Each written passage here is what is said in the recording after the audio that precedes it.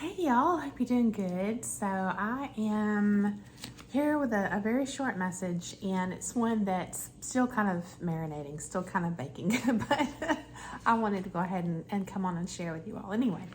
And I wonder if you have the same thing happen with you when you're reading and studying and maybe praying about something, or you're just waiting to hear from God, and you start searching, and a lot of times I'll just dive into the Bible. I'll just flip through, or another favorite book that I have, this one in particular, and I'll just see where I land. If there's a particular word that pops out at me, just to start me on a journey of word research and study, and just trying to connect dots with, different little pieces of truth, that paint the full picture.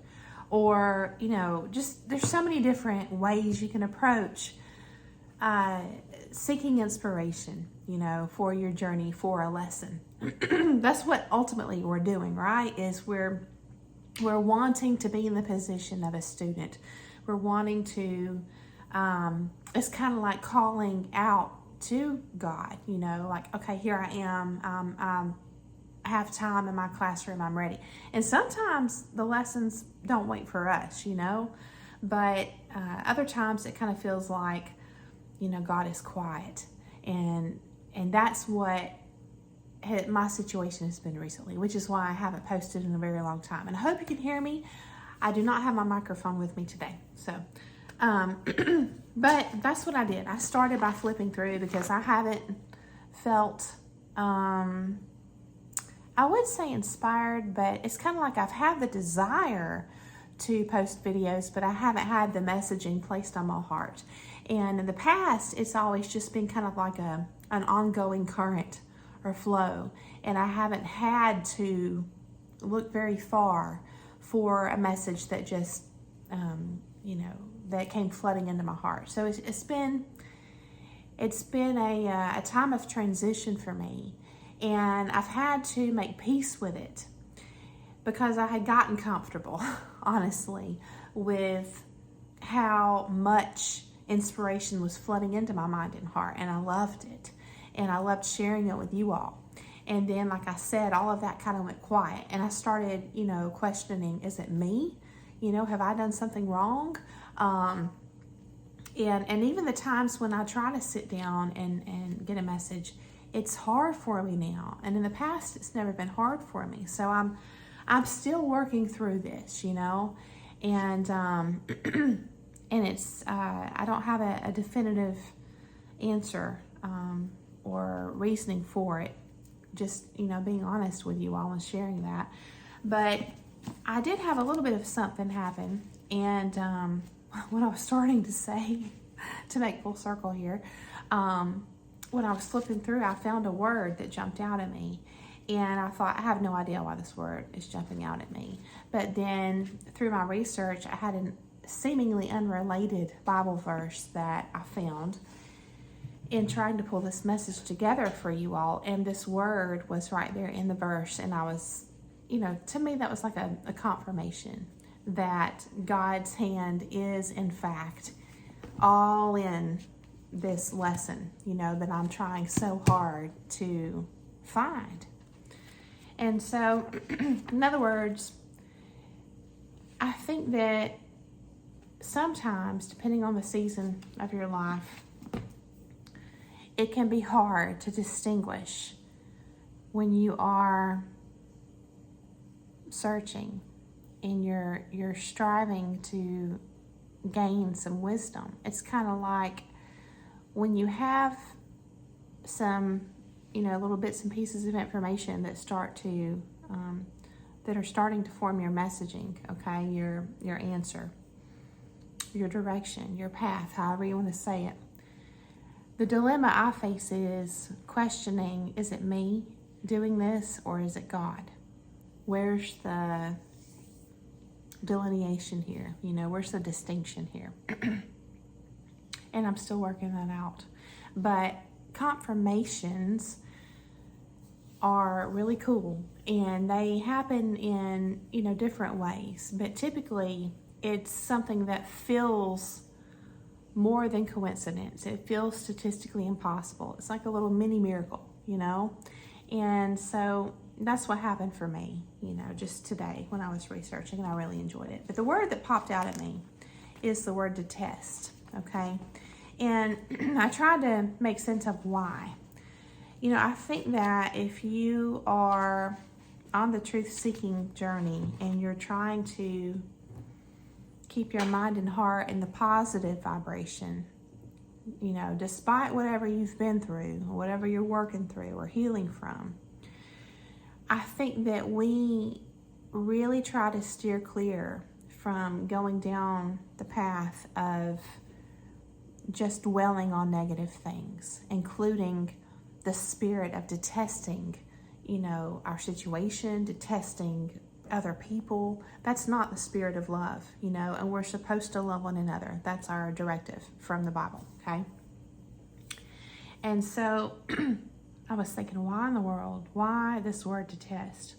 And, generally, I'll tell you what comes to my mind first as far as the definition of what it means to detest someone or something. It's like to really, really, really not like it, okay, or to hate. And so I looked it up, and the official definition is to dislike intensely. But in looking up Latin, okay, the Latin equivalent of detest is detestare, okay, which means to curse or to invoke, and then in parentheses, the gods, to avert, okay, to invoke a higher power, to avert, or to curse, okay, it's kind of like spell casting, all right, also to plead against. And then breaking down the word detest, you have test, okay, and in Latin, it was expanded upon and described as to give as evidence, to show, to prove, to vouch for, to call to witness, or to appeal to, okay? And then detest, right, the D part, stands for, it says a motion down from or away, okay? A taking away, a removal, deprivation, okay? And then also left behind. So this all feels very, very, I want to say ominous, very spiritually laden, okay? These definitions, when you break down the word detest and look at each piece of it. And so what really stood out to me is where it says to detest. When someone detests you, okay, it's kind of like they have such an intense dislike for you that they are wanting, a curse to befall you in your situation, your life, or whatever. And also part of that definition is to avert. So I want to focus on that word avert, okay, according to this dictionary, the Latin equivalent, okay, detestare, to avert. And so in looking up avert, and here it says to turn away, to embezzle, which I don't even know what that means. I think it's some kind of financial fraud or something. I don't even know. To embezzle, to misappropriate, to divert, distract, to alienate, to withdraw, to retire. And so I was thinking about when we, start to kind of backtrack, work backwards in understanding, the spirit of detesting someone. And like for me, I don't go around thinking about like, do other people detest me? And I don't think about, do I have that kind of feeling or attitude toward it? And it's just not even part of my operating mentality whatsoever, which again is why it was weird that it just popped out to me. But this was a really, really interesting breakdown, and I think it's really worth sharing with you all.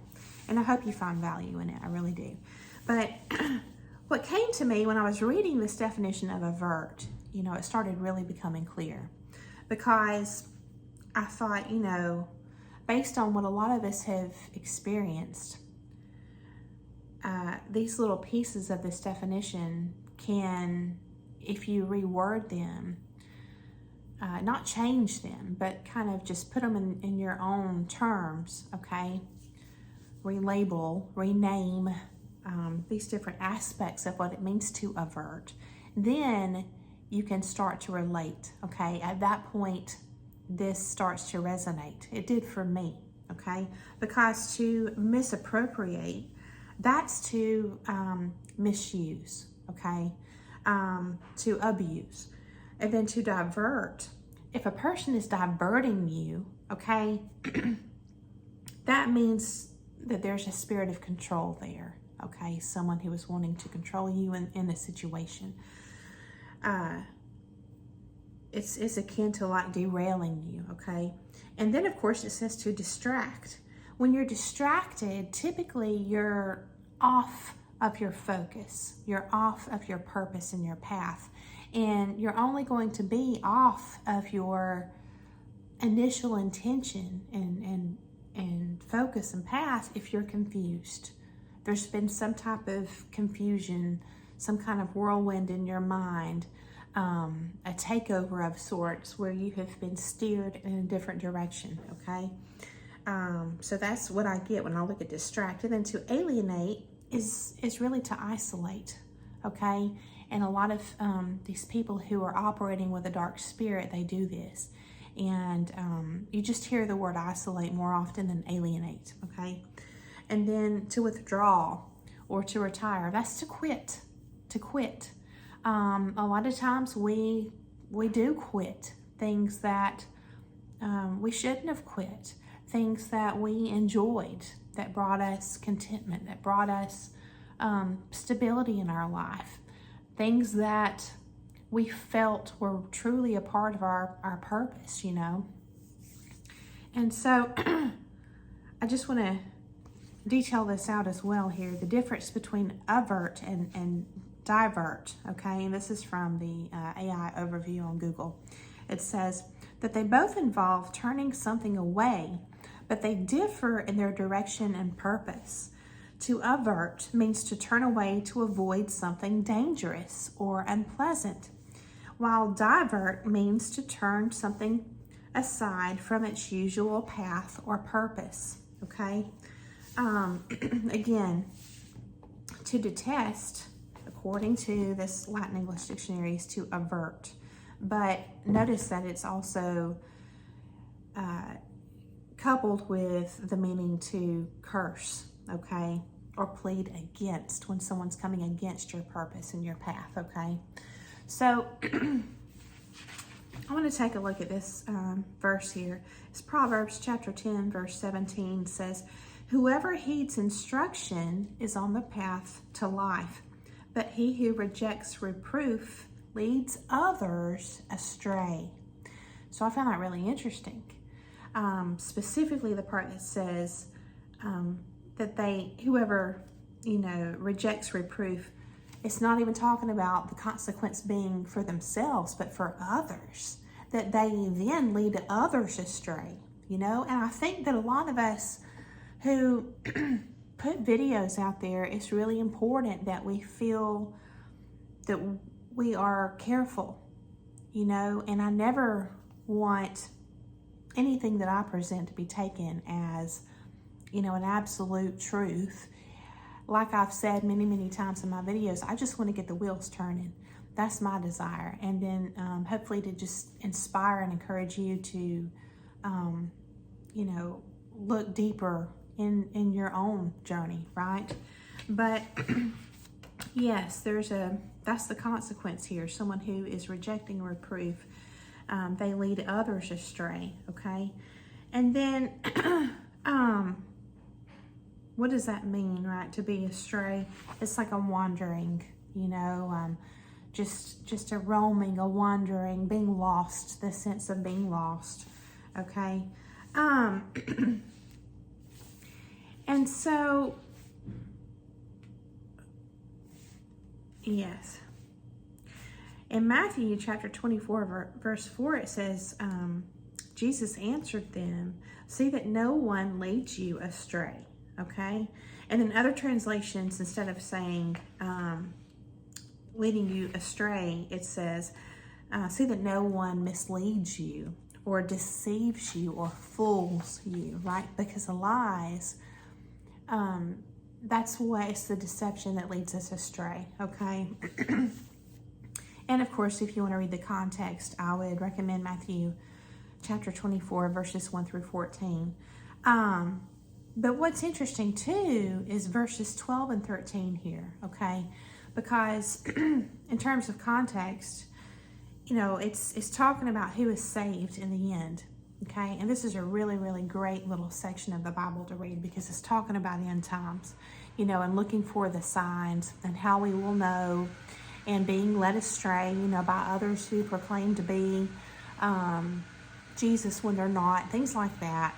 Just, you know, enduring a lot, and also all the changes in the earth, you know, that happen at the end. It's really interesting, and it's just a very short read, Matthew 24, 1 through 14. But, you know, when that's wrapping up, it says, you know, the love of many shall wax cold.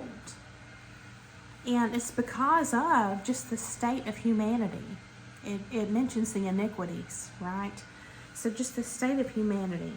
And then it says that he that endures until the end is saved. So because those two verses, 12 and 13, are right there together, I think they are related. Because what is it that needs to endure? What aspect of ourselves? Is it just enduring, you know, as far as our actual physical body, enduring and making it through? Maybe that's part of it. But I think it's directly related to love, because it says that the love of many shall wax cold. Okay? What does it mean to be cold in this instance? It means lacking affection or warmth of feeling, unemotional. Okay? And so, like people that lack empathy, you know, our main directive is to love one another. And, you know, even the Bible describes God as love. And so, when we're talking about bearing fruit, you know, that needs to be right there in the front, you know, the spirit of love. And if you had to whittle down everything, I think it ultimately does come to that, you know, it's the love within that needs to endure, okay? And it explicitly says, you know, that is who will be saved. So we can't let go of the love, and it is absolutely tested and tried time and again. As far as being able to retain that love and not being one of these that's spoken of here, where, you know, the love of many shall wax cold, we don't want that to be us, okay? In Proverbs chapter 3, verses 11 and 12, it says, "My son, do not despise the chastening of the Lord, nor detest his correction. For whom the Lord loves, he corrects, just as a father, the son in whom he delights." So that's just it. It's understanding that, you know, and then that's tied in with the what's called the reprobate mind. People who are, they won't learn.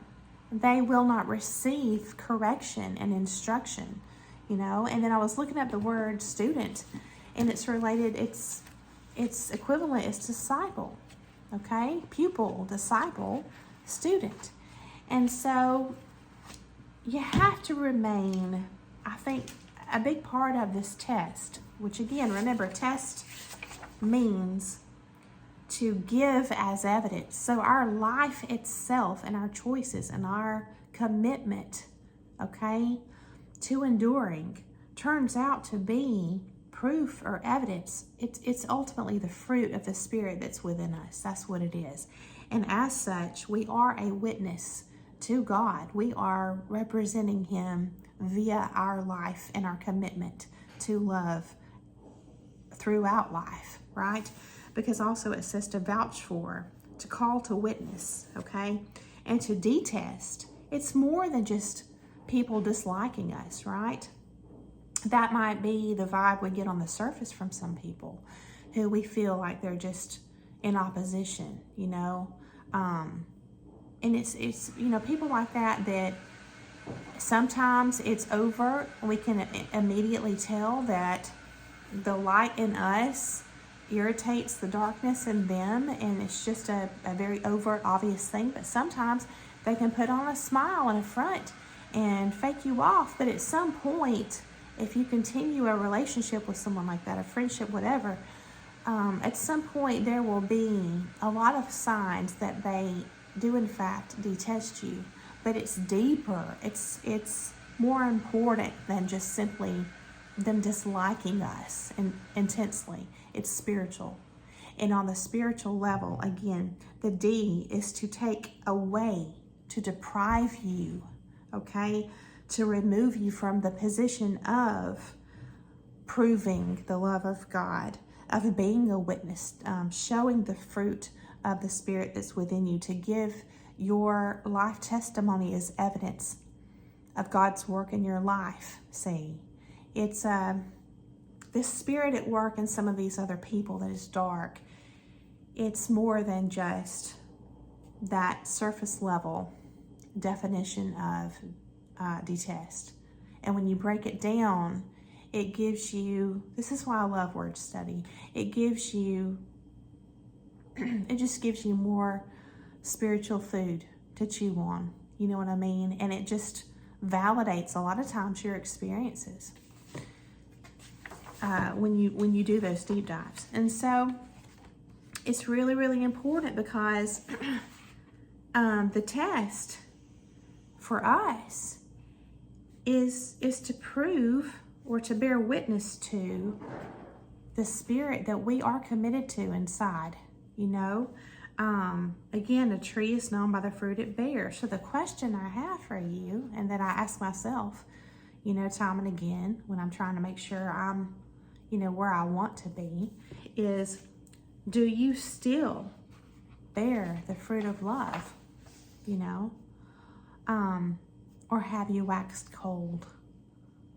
You know, it's just good to do like a self-evaluation from time to time, and ask those really important questions.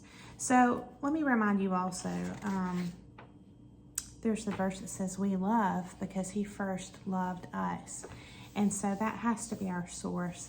You know, it's, if that relationship with God is there, then love is going to be inside of you, and it will not be waxing cold.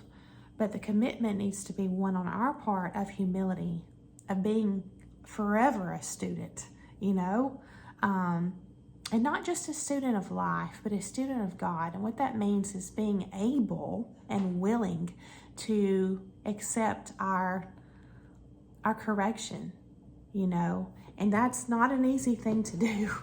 I was even looking up, I forgot to share this part with you all, when it says in Proverbs 3:11 and 12, my son, do not despise the chastening of the Lord, nor detest his correction, right? For whom the Lord loves, he corrects. So if God is correcting you, then that he loves you, you know? And I wanted to just remind you of that. But it says chastening, I looked that up, it says punishment or suffering. So we're not supposed to despise the punishment or suffering of the Lord. It says, in terms of defining chastening, of a rebuke or misfortune, having a restraining or a humbling effect.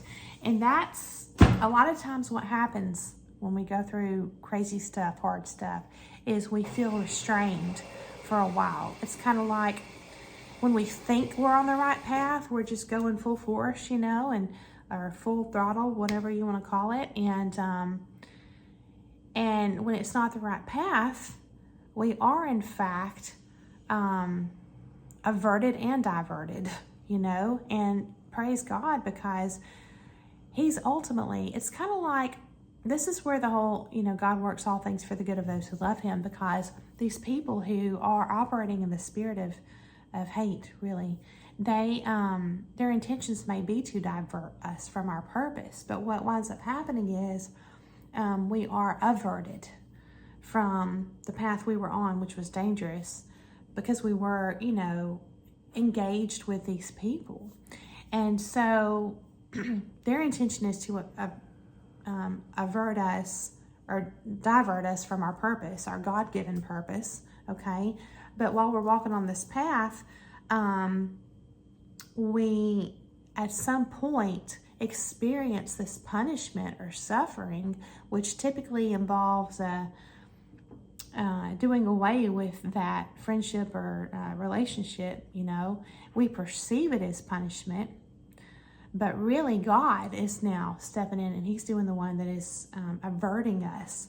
And remember the difference between divert and avert that I shared earlier. Avert means to turn away to avoid something dangerous or unpleasant.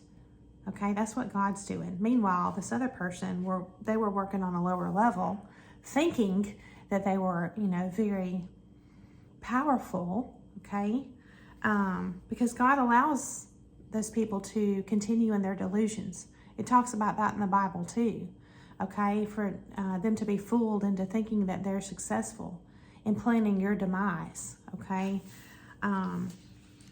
So again, they're focused on diverting you, which is to turn something aside from its usual path or purpose. That's the darkness working through some people, unfortunately. But God is, in fact, when you come to that really hard time where you wake up and the relationship falls apart and you're struggling, okay, you're not fully awake quite yet, but you're struggling and perceiving everything as suffering, that is God averting you, okay, turning you away so that you can avoid something dangerous or unpleasant, because we don't know what all kind of outcomes we would have faced had we not been averted. Because remember, that spirit of darkness operates through others, and it says in the Bible that the devil comes to kill, steal, and destroy. That's serious stuff. But I just hope that you are able to take a moment, and I hope something spoke to you today in this message, and reframe what you've been through as God working things for the good, for your good, okay? And remember that we're not corrected by God unless, he loves us. He corrects those whom he loves. And so that's just a reminder of that as well. And I hope that this has been encouraging and inspiring. I hope it gave you something to think about. And I hope that I'm not gone too long again before I post another message. I hope I'm able to get another one out pretty soon. So thank you so much for coming along to hear the message. I hope you enjoyed it. I hope you found value in it. And I'll see you again very soon. And I hope you have a beautiful day. See you soon.